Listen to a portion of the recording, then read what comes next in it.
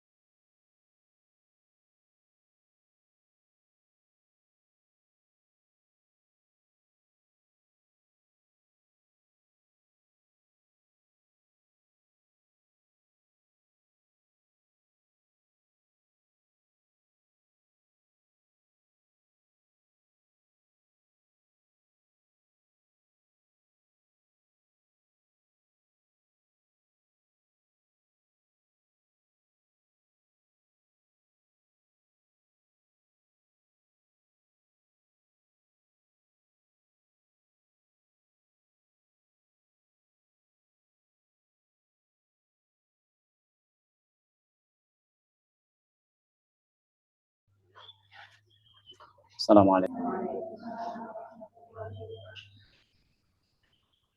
Alhamdulillah wa syukurillah wa la hawla wa la quwwata illa billah.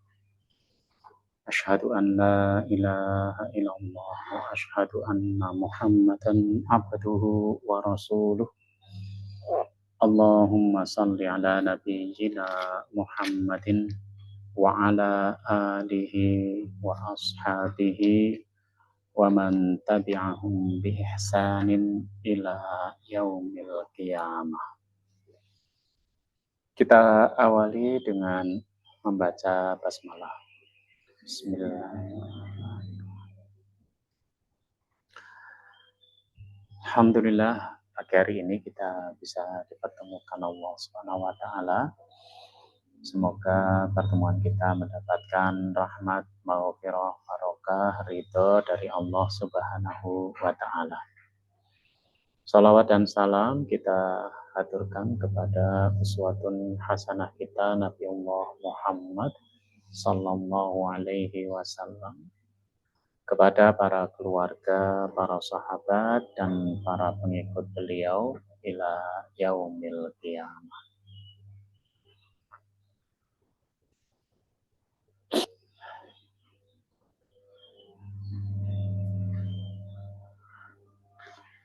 Sebelum kita melanjutkan,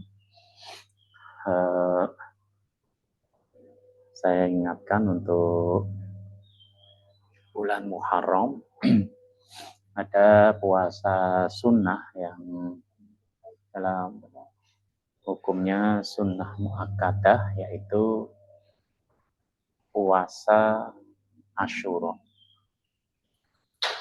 Puasa Asyura adalah puasa tanggal 10 Muharram. Kalau kalender Masehi ya bertepatan dengan tanggal 6 Juli, ya, hari Ahad besok. Ya, 6 Juli tahun 2025. Akan tetapi Rasulullah SAW pernah bersabda, Sumu yauma Asyura wa khalifu fihil Yahud. Ya, berpuasalah pada hari Asyura dan berbedalah dengan orang Yahudi. Maka sumu qablahu yauman au ba'dahu yauman. Maka tambahlah puasa sehari ya, sebelumnya atau sehari sesudahnya. Kalau menurut Ibnul Qayyim Al-Jauziyah, puasa Asyura ada 4 pilihan. Pertama, tanggal 10 Muharram saja boleh. Kemudian tanggal 9, 10 itu juga boleh. 9, 10 Muharram. Kalau kalender 2025 Masehi, berarti tanggal 5 dan 6 Juli. Ya. Itu pilihan kedua. Pilihan ketiga, tanggal 10, 11 Muharram, atau tanggal 6 dan 7 Juli. Dan pilihan keempat, tanggal 9, 10, 11 Muharram, atau tanggal 5, 6, 7 Juli. Nah, mari kita menyambut puasa Asyura. Di antara fadilahnya yaitu afdalus siyam ba'da Ramadan Syahrullahil Muharram. Ya. Jadi puasa yang lebih puasa seutama-utama puasa setelah Ramadan adalah Syahrullahil Muharram, yaitu puasa di bulannya Allah, yaitu bulan Muharram. Sedangkan di hadis lain disebutkan yukaffirus sanatal madiyah, yaitu menebus dosa-dosa setahun yang telah lalu. Nah, moga-moga kita diberi kekuatan oleh Allah untuk menjalankan ibadah puasa Asyura.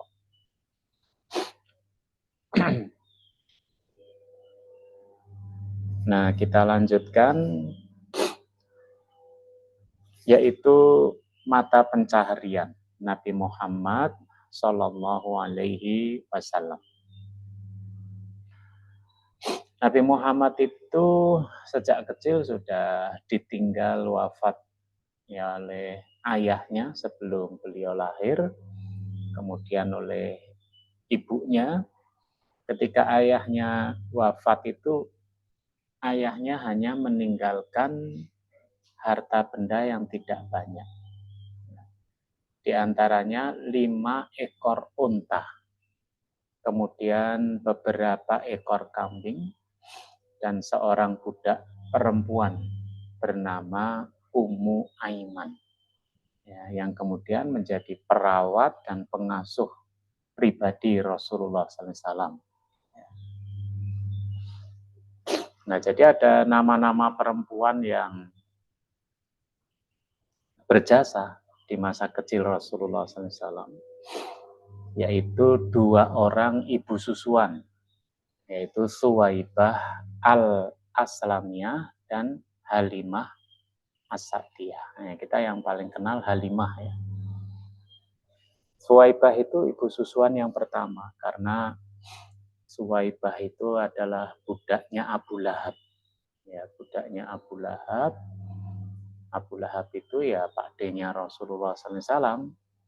Ketika Nabi Muhammad itu lahir, Suwaibah itulah yang pertama kali menyampaikan berita itu kepada Abdul Muthalib. Ya. Saat itu Abdul Muthalib lagi tawaf ya di Ka'bah.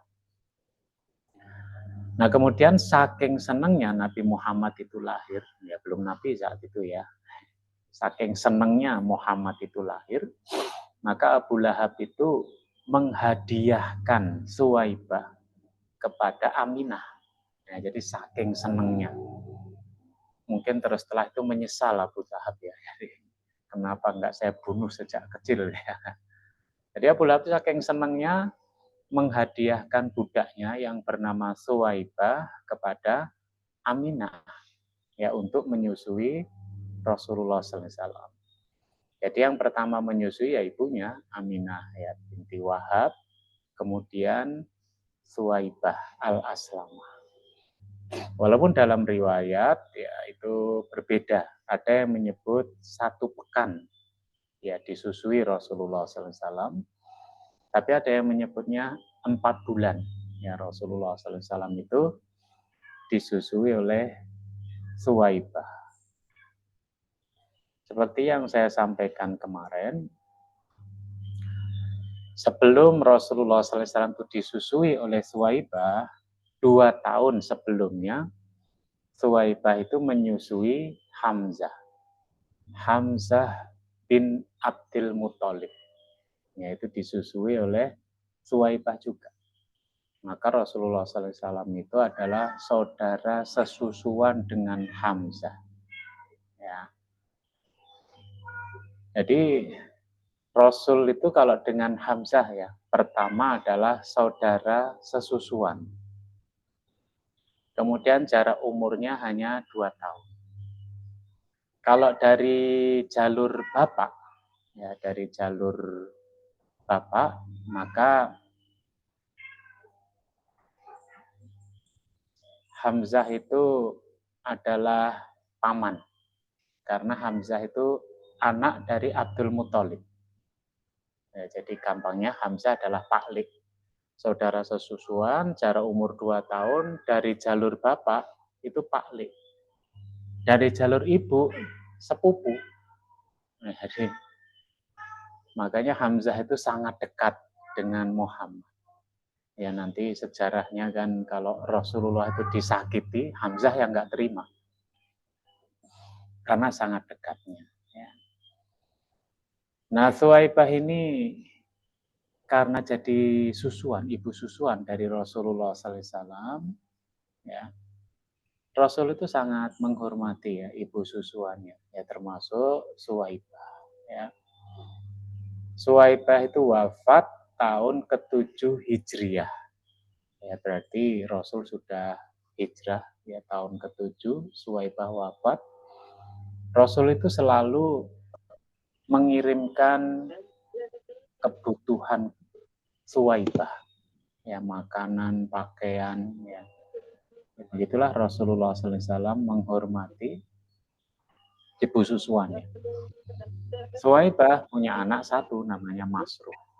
Ketika Suwaibah wafat, Rasul menanyakan, gimana kabarnya Masruh? Maksudnya yang merawat Masruh siapa? Ternyata Masruh itu sudah meninggal sebelum Suwaibah meninggal.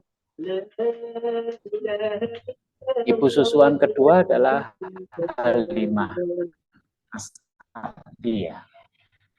Disebut As-Sa'diyah karena dia dari Bani Sa'ad, ya, Bani Sa'ad bin Bakar. Namanya sendiri ya Halimah As-Sa'diyah, itu tempat binti Abu Zuhaib. Ya. Nah itu jadi Halimah itu kan sebenarnya sama suaminya ya, Harithah.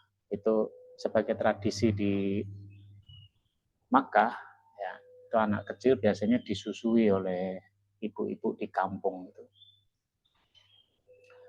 Selain karena udara di kampung yang lebih sehat, itu juga bahasa Arabnya lebih fasih. Nah ketika Halimah nyari itu, pertama Muhammad itu sudah ditemui, cuman nggak punya duit, jadi dia nyari yang lain dulu. Nyari-nyari yang lain, nggak dapat-dapat. Ya. Akhirnya daripada pulang malu, dia bilang sama suaminya, udah itu anak itu kita ambil aja. Kita ambil sebagai anak susuan.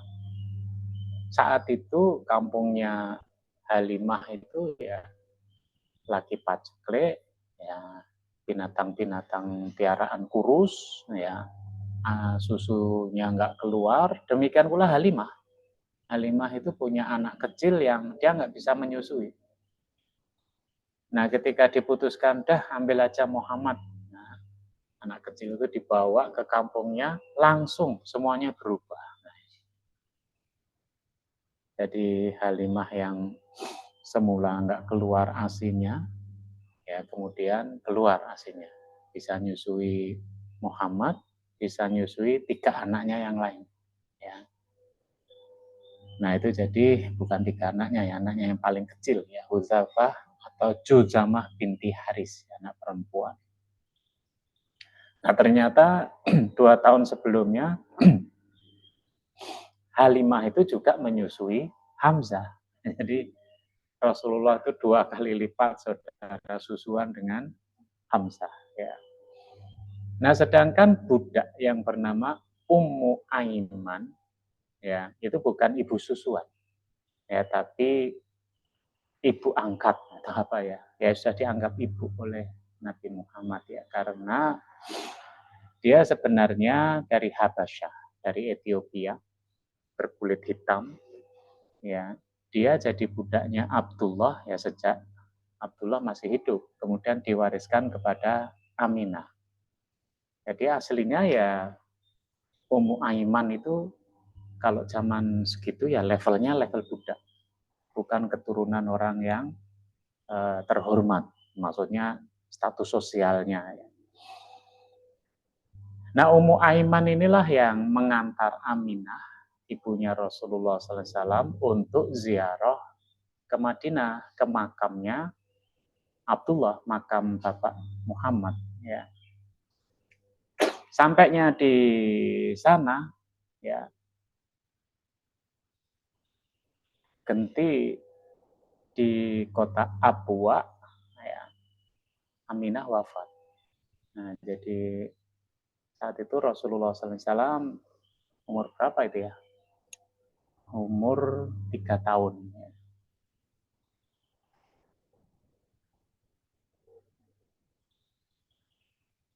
Nah, jadi umurnya 5 tahun ya. Beliau umur 5 tahun. Jadi sampai di Abwa, Aminah itu jatuh sakit, wafat. Padahal kan jaraknya jauh itu. Ya dekat Madinah sampai ke Mekah ya zaman segitu ya. Nah, makanya yang kemudian kalau bahasa kita apa yang membujuk ya Muhammad yang nangis itu Ummu Aiman. Jadi Ummu Aiman itu udah seperti ibunya Rasulullah. Dia yang bujuk supaya nggak nangis, yang nganter ke Mekah, ya kan? Itu Ummu Aiman. Dan Ummu Aiman ketika dua majikannya meninggal, yaitu Abdullah kemudian Aminah, dia itu terus menjaga Rasulullah SAW. Ketika Rasul itu dirawat oleh kakeknya, Ummu Aiman tuh yang jagain. Ketika Rasulullah dirawat oleh Abu Thalib, itu Ummu Aiman yang merawat Rasulullah SAW. Jadi Ummu Aiman itu ya menemani sejak lahir sampai Rasulullah SAW itu dewasa. Makanya Ummu Aiman ini seperti ibu, tapi bukan ibu susuan, ya seperti ibu sendiri oleh Rasulullah SAW. Sampai Aisyah itu mungkin nggak ngerti historisnya ya. Ketika Rasulullah SAW itu minum dari sebuah gelas, Ummu Aiman itu, aku juga mau minum. Bilang gitu. Ini kalau untuk ukuran budak kan nggak sopan. Makanya Aisyah marah, ya, itu nggak sopan. Ya. Tapi ini masalahnya ibu sama anak. Jadi hubungannya udah seperti ibu dan anak. Maka sama Rasulullah SAW dikasih ya minum itu. Ummu Aiman ini kan ikut hijrah. Ya. Nah, ketika dia mau hijrah itu nanya sama Rasulullah, saya naik apa ya Rasulullah? Kata Rasul, ibu naik anak unta aja. Ya. Nah, Ummu Aiman protes, lagi mana anak unta apa kuat? Saya naiki. Nah, kata Rasul, ya unta gede itu juga anak unta. Jadi, ini guyonannya Rasulullah. Ya. Jadi jangan dikira unta yang gede itu bukan anak unta. Nah, itu ya, jadi ada dua ibu susuan dan satu yang sudah seperti ibu, yaitu budaknya Abdullah turun ke budaknya Aminah. Mestinya dia budaknya Rasulullah SAW, tapi dia sudah dianggap sebagai ibu ya oleh Rasulullah SAW. Ya. Nah, Rasulullah SAW ini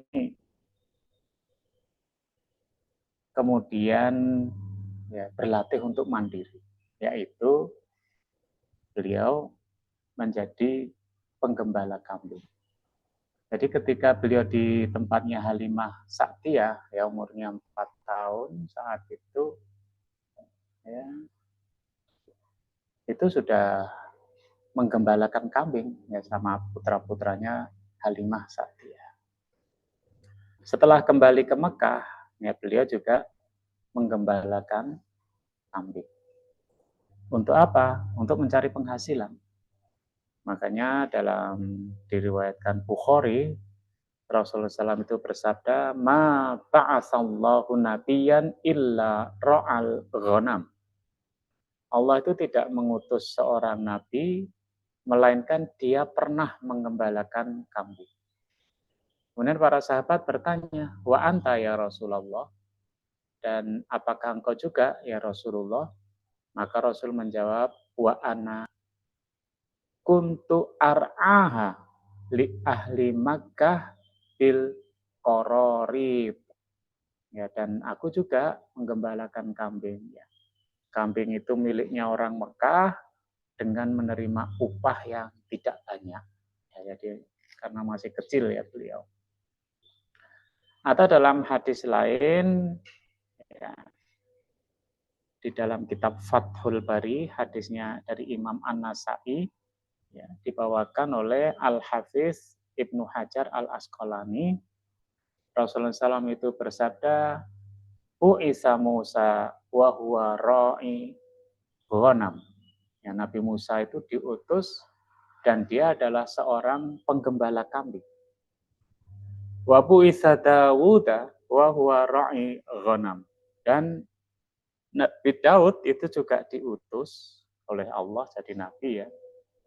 Dan dia juga seorang penggembala kambing. Wa bu'istu wa ana ar'a ghanama ahli bijiyatin. Ya, dan aku juga diutus menjadi nabi, aku juga menggembalakan kambing ya, dari keluargaku di kampung Jiyad. Ya, nah ini kalau sekarang ya sulit kalau jadi penggembala kambing. Kenapa ya? Nggak ada orang nyewain penggembala kambing. Yang baru monggowo ini siapa yang punya kambing, merumput aja nggak ada. Ya. Tetapi mungkin ya, dari hikmah di sini adalah latihan leadership, ya, kepemimpinan. Ya, karena mestinya menggembalakan kambing ini kan harus bertanggung jawab ya terhadap kambing-kambingnya itu. Ya bertanggung jawabnya ya bermacam-macam. Pertama keutuhan kambing itu sendiri ya dari ya kalau dia kemudian hilang atau diterkam serigala kalau zaman dulu ya. Atau bertanggung jawab terhadap makanan kambing itu sendiri. Kalau zaman saya masih kecil itu ya namanya penggembala kambing itu ya tinggal bawa kambingnya ke padang rumput, ya kan. Kemudian mereka tinggal duduk aja nungguin kambingnya yang penting nggak hilang. Ya. Tapi kalau sekarang kayaknya ya harus cari rumput ya, untuk kambing-kambingnya itu, ya karena rumput yang sudah mulai berkurang. Ya. Nah jadi itu tanggung jawab, ya. Termasuk bertanggung jawab ya kalau kambingnya makan rumput orang, ya kan. Kalau kita di Merapi itu ya, lereng Merapi itu, kalau Anda lihat rumput apa itu kolonjono atau apa itu ya, itu rumput itu tidak rumput liar. Jadi tidak sembarangan orang ngambil rumput di situ. Jadi ini lahan sekian ini rumput ini milik si A. Ya, lahan segini rumput itu milik si B. Sehingga nggak boleh sembarangan terus ngambil rumput. Atau kita bawa ternak, pokoknya bebas ternaknya makan rumput di mana-mana, nah itu nggak boleh. Nah, jadi rasa tanggung jawab, ya, mas'uliyah, nah itu penting ditanamkan sejak kecil. Ya. Nah itu penting juga nanti kalau kita punya anak ya, Anda nanti kalau nikah punya anak ya harus dilatih mandiri, mas'uliyah, tanggung jawab. Tapi cara memberi tanggung jawab jangan sambil marah-marah. Ya. Nah caranya yang nggak benar. Ayo nyapu, jangan males saja. Nah itu nggak boleh ya. Pertama caranya marah, yang kedua menghakimi. Ya tiba-tiba kita mengatakan anak kita malas, padahal baru nyuruh sekali. Nah itu nggak boleh. Ya. Nah sehingga anak kita harus dilatih leadership.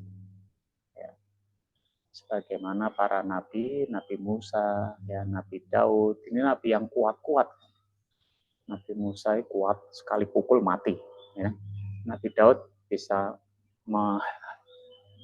membengkokkan besi, ya Nabi Daud. Ya. Makanya Nabi Daud terjadi raja pertama Bani Israel. diteruskan oleh Nabi Sulaiman. Nabi Sulaiman nggak perlu bengkokkan besi, tapi sudah menguasai kerajaan manusia, binatang, dan jin. Ya.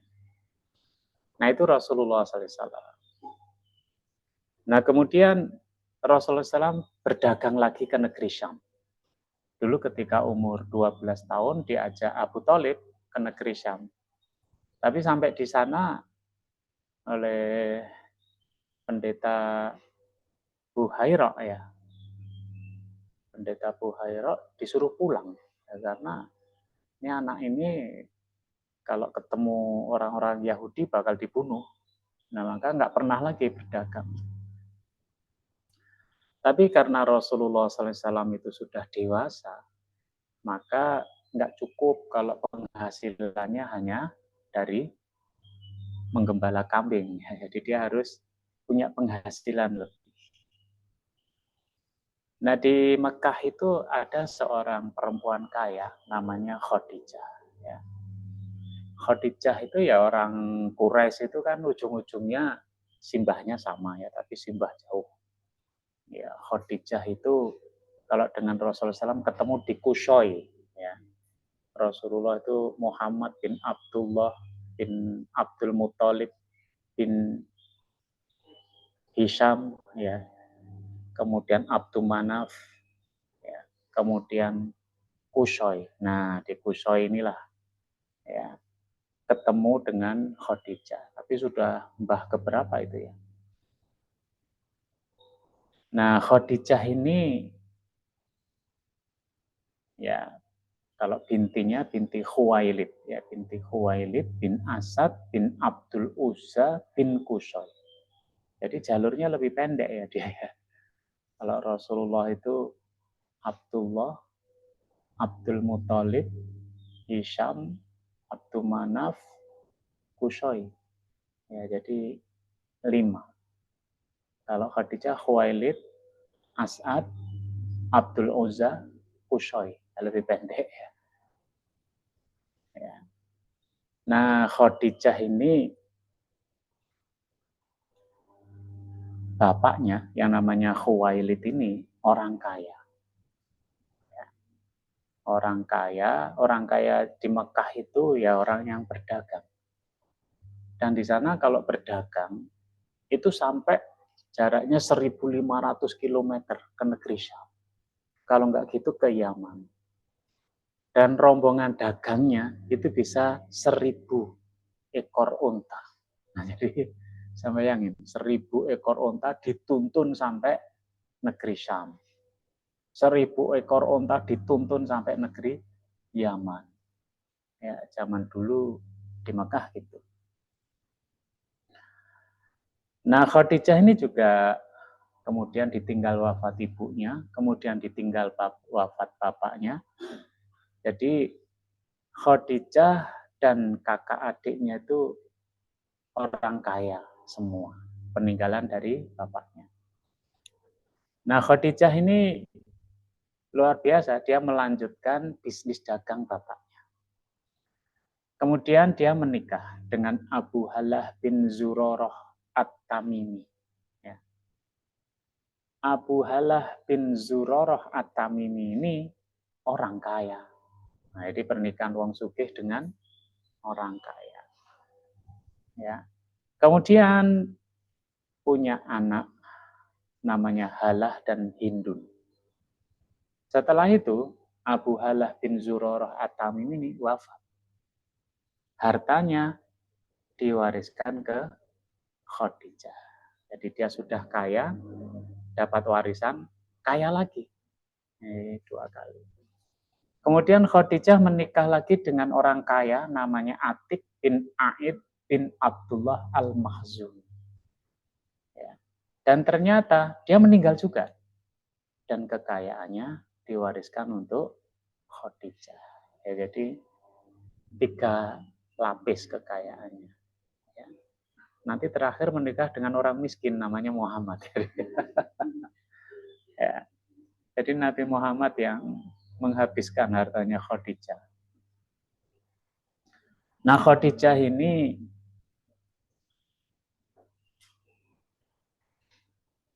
dikenal karena kaya ya dan mulia, maka banyak orang yang pengen menikah sama Khadijah, tapi Khadijah nggak mau. Ya berbagai alasan ya. Nah, Khadijah ini kemudian mencari pegawai ya, untuk mengantar kafilah dagangnya ke negeri Syam. Ya. Nah, itu yang kemudian tahu ya kalau Khadijah nyari pegawai itu Abu Thalib. Jadi Abu Thalib ini luar biasa. Mungkin dia suka baca di sosmed gitu ya. Ada lowongan pekerjaan ya. Nah, dia yang mendatangi Khadijah, melamarkan pekerjaan untuk ponakannya. Dan dia juga bilang sama Muhammad untuk saatnya dia untuk berlatih berdagang. Nah, setiap kali ngantar dari Mekah ke negeri Syam, itu kan 1 bulan perjalanan. Jualan, nanti balik lagi ke Mekah. Itu gajinya 2 ekor unta. Tapi Abu Thalib nggak mau. Ya, saya minta 4 ekor unta. Ya. Nah, Khadijah jawabnya sederhana. Untuk orang yang nggak kenal aja saya mau gaji segitu. Apalagi kalau dengan orang yang kenal. Ya. Makanya gajinya Nabi Muhammad ya lebih, ya, yaitu 4 ekor unta. Ya ini ya. Nah disitulah interaksinya antara Khadijah dengan dengan Rasulullah SAW. Walaupun ya dari Nabi Muhammad dan Khadijah sama-sama nggak bayangin Rasul nggak sejak awal kok pengen menikahi Khadijah ya enggak. Nah perjalanannya ke negeri Syam Rasulullah itu diikuti 1 budaknya Khadijah namanya Maisarah. Maisarah itu belakangnya tak marbutoh tapi dia itu mudzakkar. Nah, jadi biasanya kalau Arab belakangnya tak marbutoh kan perempuan. Khadijah, Aisyah, ya kan, Fatimah, Maisarah, tapi ini laki-laki. Jadi bukan perempuan ya. Nah, jadi Maisarah inilah yang nemani Rasulullah SAW ke negeri Syam. Ya. Dan selama perjalanan, Maisarah itu melihat hal-hal yang bagi dia aneh ya. Misalkan selama perjalanan rasa nggawa payung tapi awan itu menaungi Rasulullah. Ya. Nah itu Maisarah lihat itu. Kemudian ketika melewati pohon-pohon yang mau mendekati negeri Syam, ya pohonnya itu dingkluk. Saya nggak ngerti ya, apa Rasulullah tuh nggak merasa atau cuma cuek aja. Jadi yang memperhatikan Maisarah, ya. Jadi melihat itu. Bahkan satu kisah ketika berdagang itu Rasulullah SAW itu duduk di atas sebuah batu. Ya. Dan kemudian ada seorang pendeta yang nanya sama Maisarah, siapa dia itu? Ya kata Maisarah, ya dia itu karyawannya majikan saya. Nah, kata pendeta itu gini, tidak ada seorang nabi, tidak ada seseorang yang duduk di atas batu itu, kecuali dia seorang nabi. Nah, jadi sebenarnya Khadijah itu sebenarnya udah sadar bahwa suaminya itu bakal jadi nabi. Ya. Nah, makanya Khadijah pengen menikah dengan Rasulullah ya, mungkin gitu ya. Ya. Selain itu, akhlak mulianya Rasulullah itu, yang itu berbeda dengan orang-orang lain. Baik bergaul dengan orang lain ya, ramahnya, sayangnya, jujurnya ya. Dalam berdagang pun beliau juga jujur. Ya, kadang-kadang kalau kita ketemu pedagang itu kan Kita nawar 500, ditawar 400. Pedagangnya bilang, wah ini belinya aja nggak boleh 1.000, ya kan? Nah itu udah ngapusi padahal ya. Ya. Padahal sama aja nanti jatuhnya. Nah jadi mukjizat Rasulullah SAW mulai dari perilakunya sampai kemudian peristiwa alam yang seperti itu, ya itu diceritain Maisarah kepada Khadijah. Ya, jadi ya selain Nabi itu mesti orangnya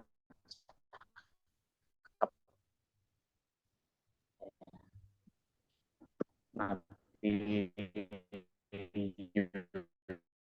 Yusuf yang paling tampan. Tapi kalau Rasulullah SAW cerita tentang Nabi Isa, itu tampan. Ya, orangnya berkulit kemerahan. Kalau Nabi Isa itu dingkluk itu, nah kalau ya kan, jadi Nabi dari orangnya cakep, apalagi memiliki perangai yang luar biasa. Nah, ketika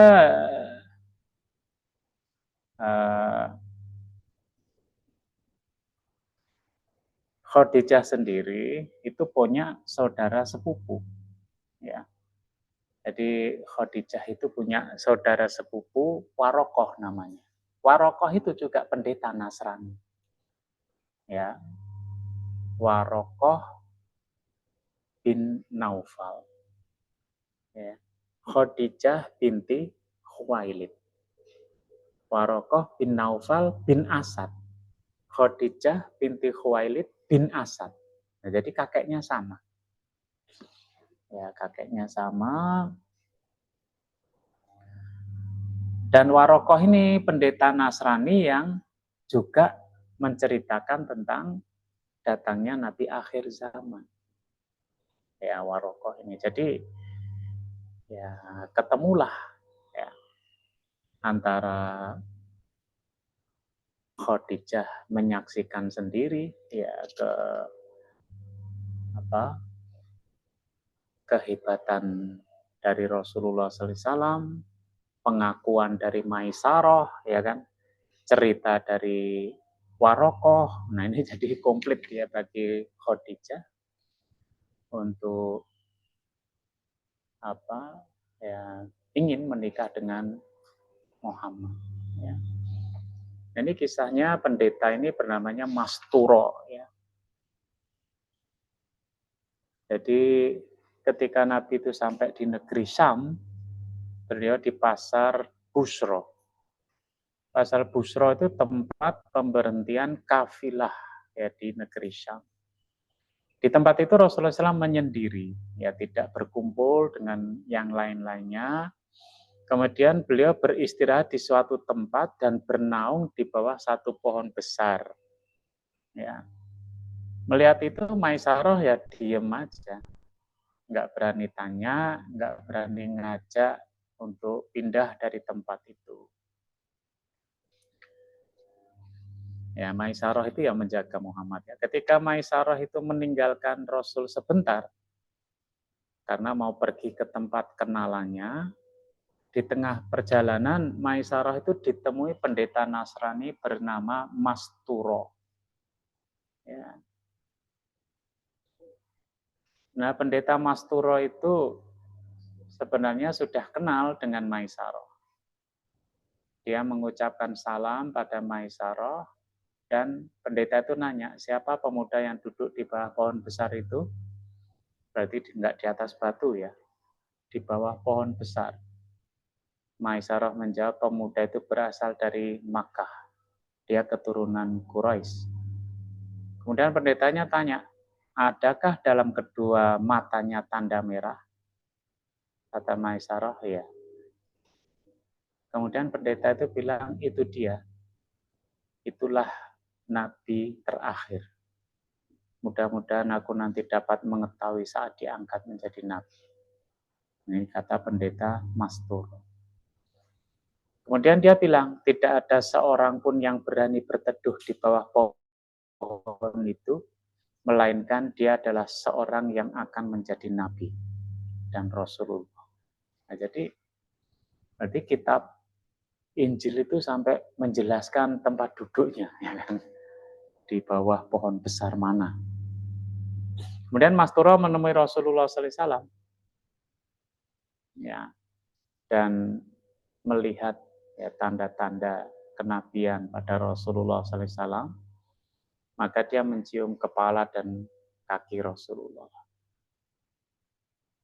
Dan dia berkata, aku beriman kepada engkau. Dan aku bersaksi bahwa engkau yang telah disebutkan oleh Allah di dalam Taurat. Ya. Kemudian dia berkata, ya Muhammad, sesungguhnya aku telah melihat tanda-tanda kenabian yang ada pada engkau. Hanya tinggal satu tanda yang belum aku lihat. Ya. Maka dari itu bukalah belikat. Belikat itu apa? Nah, jadi memang setiap nabi dan rasul itu di antara dua baunya itu ada khotmun nubuwah, yaitu cap kenabian.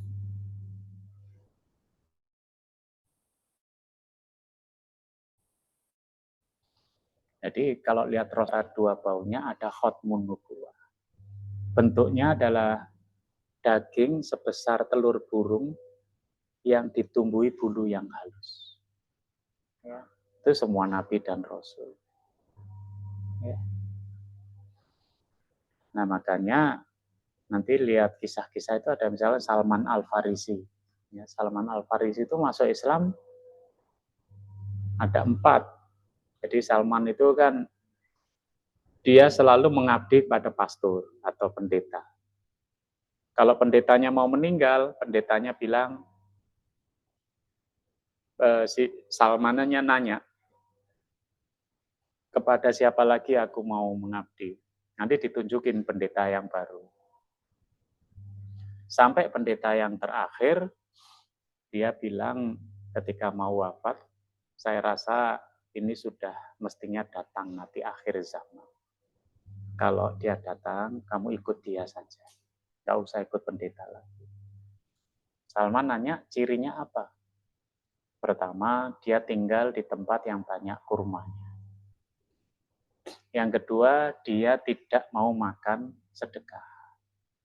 Yang ketiga, dia mau makan hadiah. Dan yang keempat, di antara dua baunya ada khotmun nubuwah. Nah, atas izin Allah, Salman itu akhirnya kerja di Madinah, pemetik kurma. Nah, ketika dia lagi metik kurma itu, majikannya di bawah itu ngobrol. Ya. Ada orang yang katanya nabi. Tiba-tiba ada suara benda jatuh. Ternyata Salman yang jatuh. Ya. Jadi dia dengar majikannya itu ngomong ada nabi. Itu dia udah nggak bisa pegangan lagi. Dia gugup karena cerita dari pendetanya, ya Nabi akhir zaman tinggal di tempat yang banyak kurmanya. Nah Madinah banyak kurmanya. Berarti satu ciri udah ketemu. Ciri kedua, ya Salman kemudian mengumpulkan kurma-kurma itu. Saat itu Rasulullah SAW bersama sahabatnya. Dia datang dan mengatakan, ini sodakoh dari saya. Maka Rasulullah SAW bilang sama sahabatnya, silahkan dimakan. Tapi Rasul nggak ikut makan. Nah besoknya dia mengumpulkan lagi ya kurma. Kemudian dibawa kepada Rasulullah SAW. Dia mengatakan, ini hadiah dari saya. Rasul ngambil kurma, dimakan, dan bilang sama sahabatnya, silahkan. Nah berarti 3 udah benar. Yang keempat ini yang sulit. Karena dia mau ngomong, saya boleh lihat bahu kamu. Nah itu nggak enak. Gitu. Ya, makanya Salman itu mesti menyempatkan diri untuk ngintip-ngintip gitu. Ya, tapi nggak kelihatan. Nah akhirnya Allah yang memberitahu sama Rasulullah, nih sahabat kamu ini pengen lihat ya khotmun nubuwah. Maka ketika Salman itu pengen lihat, itu bajunya Rasul dilonggarkan. Nah, sehingga ada khotmun nubuahnya kelihatan. Di 4 ciri kelihatan. Ya, makanya kalau dalam Al-Quran kan Ahlul Kitab itu kenal Muhammad seperti kenal dengan anaknya. Ya, melebihi kenal dengan anaknya. Ya, karena ciri-cirinya terlalu banyak. Ya, di Taurat, di Injil, ya, bahkan sangat detail. Ya.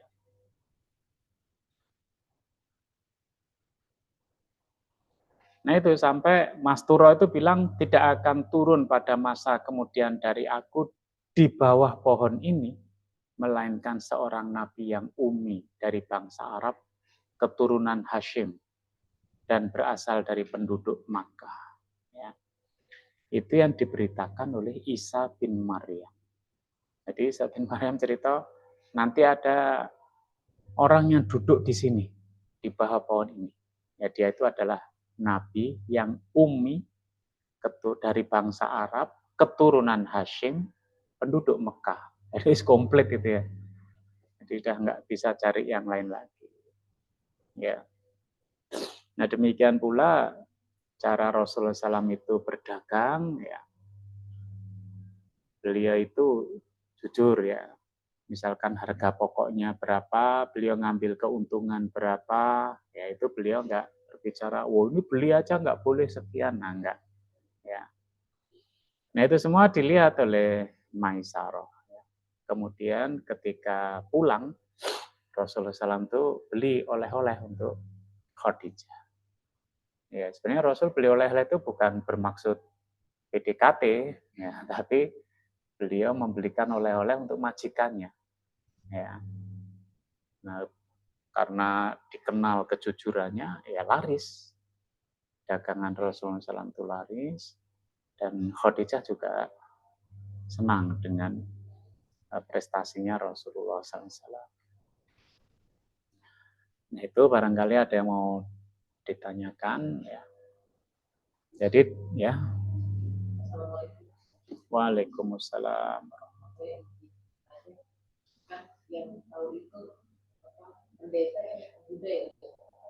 Pendeta Nasrani.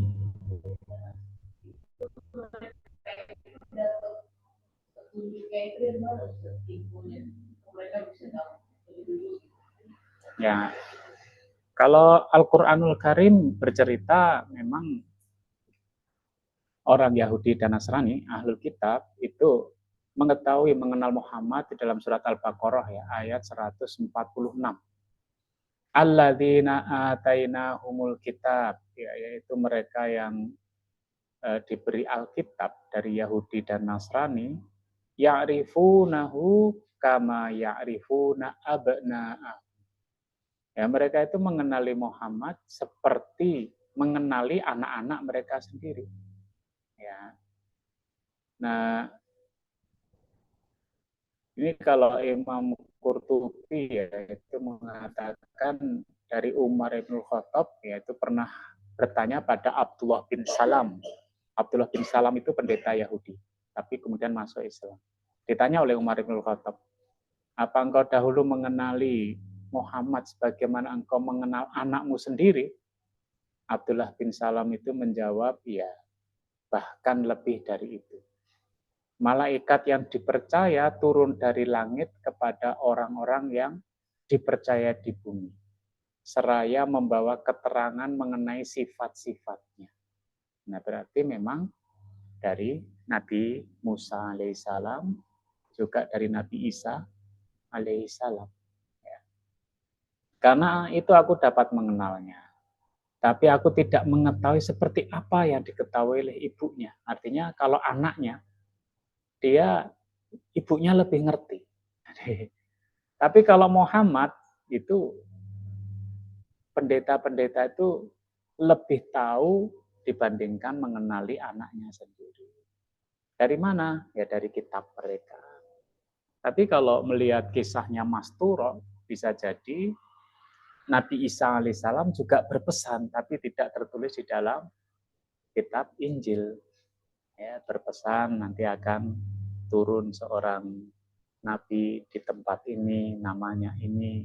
Makanya dia kemudian mengutip ya dan mengatakan yang pernah diberitakan dengan kegembiraan oleh Isa ibnu Maryam.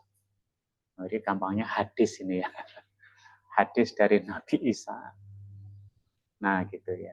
Jadi, dari kitab Taurat sendiri, dari Injil sendiri, mungkin dari perkataan Nabi Isa alaihissalam. Ya. Karena kalau Al-Quran mengutip yang lain juga gitu kan.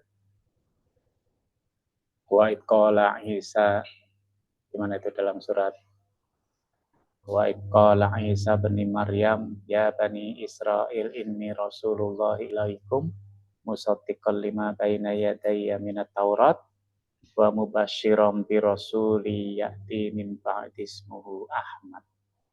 Nah, jadi saya membenarkan kitab Taurat dan saya beri kabar gembira pada kalian akan datangnya Nabi akhir zaman yang bernama Ahmad. Ya. Nah gitu ya. Ada lagi yang lain? Jadi kalau lihat sejarah ini, sebenarnya nama Muhammad itu sudah terkenal di langit dan di bumi gitu ya. Jadi orang-orang soleh, nanti sama, orang Yahudi itu keliru dia. Orang Yahudi yang di Madinah sebelum Rasulullah SAW itu hijrah, kelirunya apa? Dia itu cerita tentang Nabi akhir zaman kepada orang Madinah. Ya, makanya orang Madinah itu menerima Rasulullah itu langsung aja. Mereka ketemu dengan Nabi Muhammad langsung, lah ini orang yang diceritakan orang Yahudi. Kenapa? Ya karena pendeta-pendeta Yahudi selalu cerita. Ya. Kenapa kok mereka cerita? Orang Yahudi keliru, dikira nanti Nabi akhir zaman itu adalah keturunan Bani Israel. Nah, ternyata keturunan Ismail. Ya. Yang orang Yahudi itu suka mencela Nabi. Ya. Jadi Nabi Ibrahim kan menikah dengan Sarah sama Ibu Hajar. Ibu Hajar itu kan budak. Nah, mereka nggak mau ngakui Muhammad, nggak mau ngakui Ismail. Ya, karena ibunya seorang budak. Ya. Nah, gitu ya. Di antara beberapa hikmahnya. Ada lagi yang mau ditanyakan? Ya, silahkan.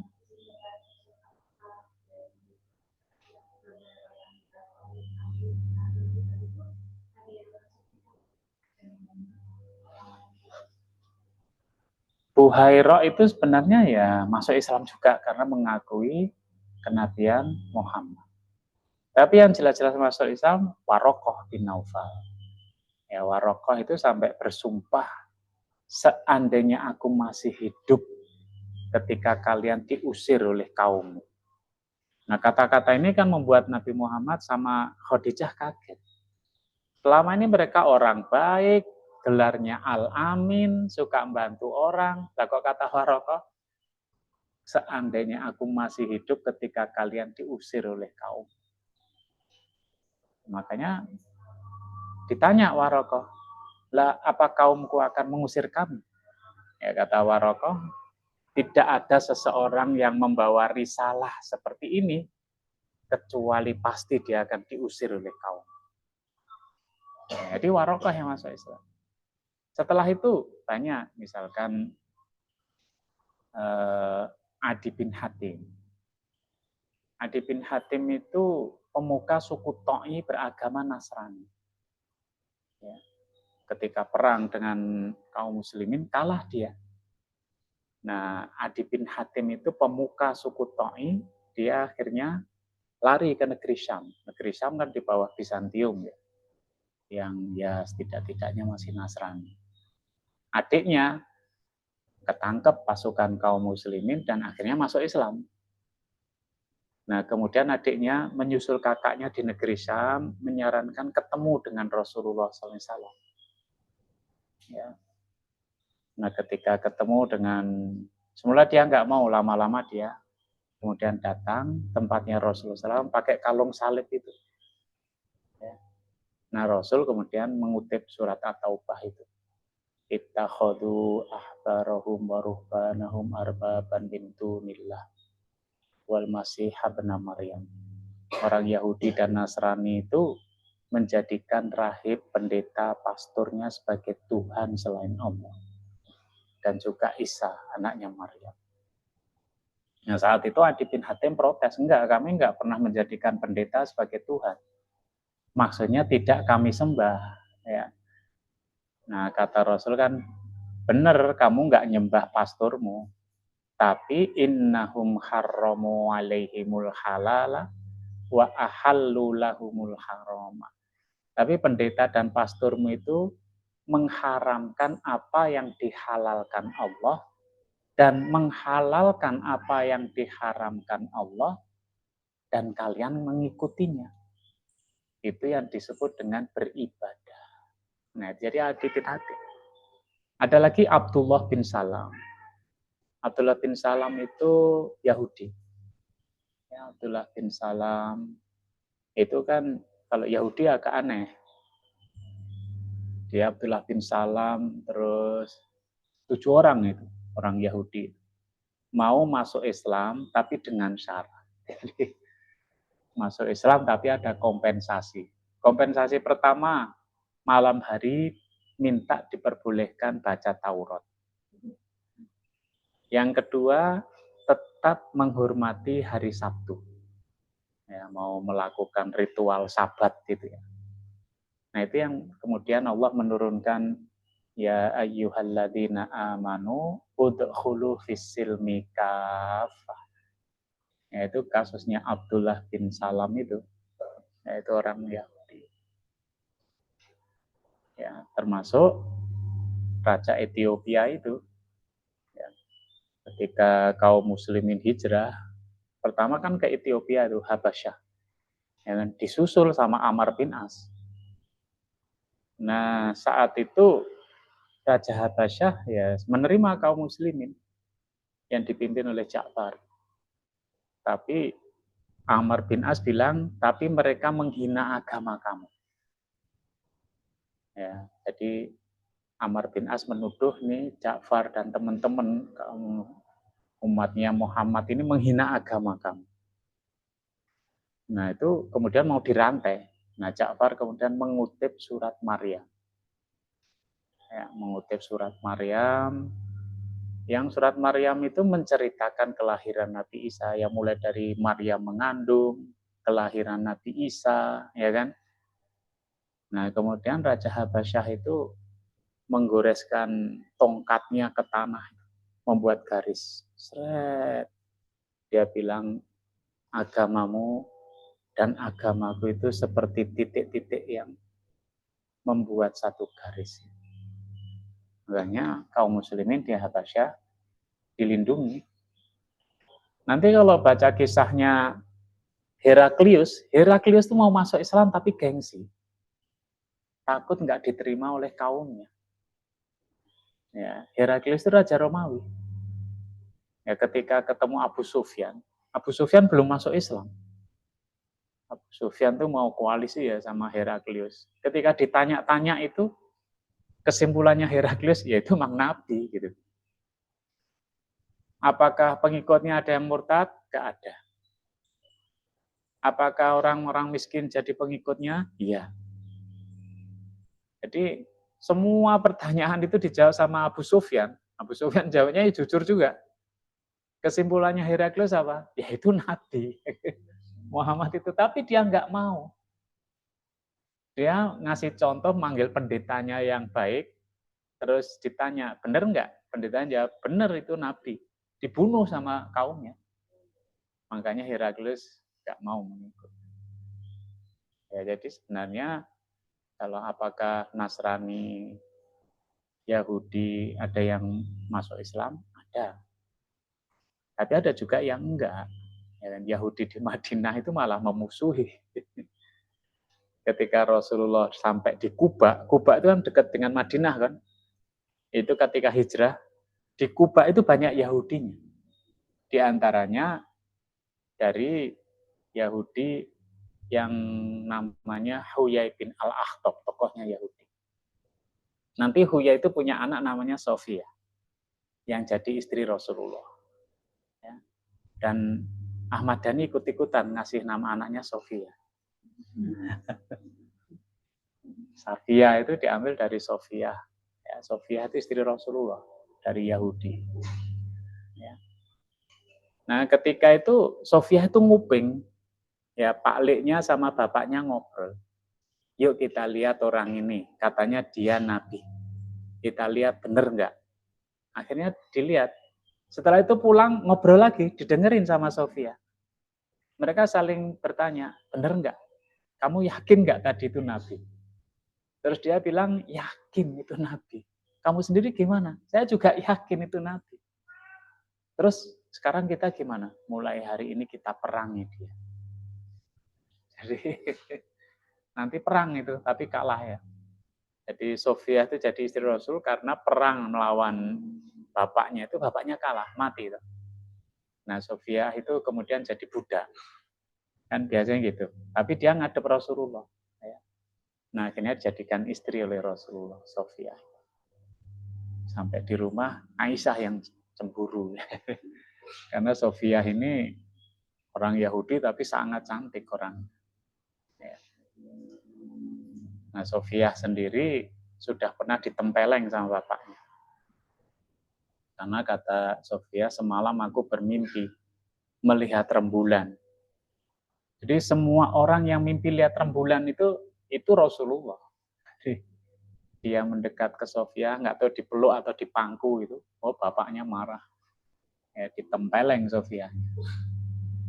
Karena itu isyarat mesti dia bakal masuk Islam. Ya. Jadi banyak yang masuk Islam, ya ada juga yang nggak masuk Islam.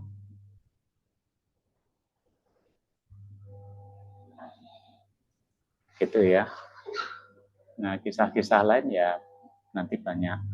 Termasuk Salman itu kan Nasrani. Adas itu juga Nasrani. Ya. Jadi Rasul ketika dakwah di Taif gagal, kemudian masuk kebun, kebunnya milik orang Quraisy yang mau bunuh Muhammad, tapi dia kasihan.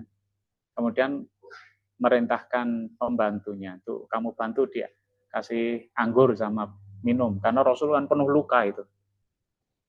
Nah kemudian dikasih anggur sama minum, ya itu ketika dia datang pakai kalung salib. Ya, Rasul kemudian ketika makan anggurnya, nah beliau mulai berdakwah, mengucapkan dengan keras, Bismillahirrahmanirrahim. Nah, dia nanya, itu kata-kata itu enggak lazim di sini. Nah, itu pancingannya Rasulullah. Ketika ada kemudian bilang gitu, itu kata-katanya itu, katanya Muhammad itu enggak lazim di sini. Rasul senyum kemudian nanya, siapa namamu? Adas. Agamamu Nasrani. Kamu dari mana? Ninawa. Kemudian Rasul nanya, apakah kamu kenal dengan orang solih dari Ninawa? Namanya Yunus bin Matta. Adas kaget. Karena tidak ada satu orang pun yang ngerti kalau di Ninawa itu ada orang solih, yaitu seorang nabi namanya Yunus bin Matta. Kok orang ini tahu? Maka Adas nanya, kok Anda tahu? Ya kata Rasul, ya dia saudaraku. Saya seorang nabi, dia juga seorang nabi. Adas itu langsung mencium kepala Rasulullah, mencium kedua tangannya, kemudian sujud mencium kakinya. Ketika ditanya sama majikannya, ya Utbah bin Rabi'ah, kenapa kamu itu? Kata Adas, nggak ada satu orang pun yang tahu kalau di Ninawa ada Yunus bin Matta, kecuali dia seorang nabi. Nanti kesimpulannya gitu. Terus dia masuk Islam. Ya, satu orang Adas namanya. Jadi cerita-cerita gitu banyak.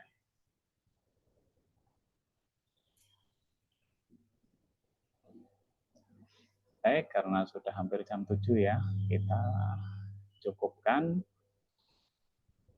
Kita akhiri dengan baca doa kafaratul majelis. Subhanakallah.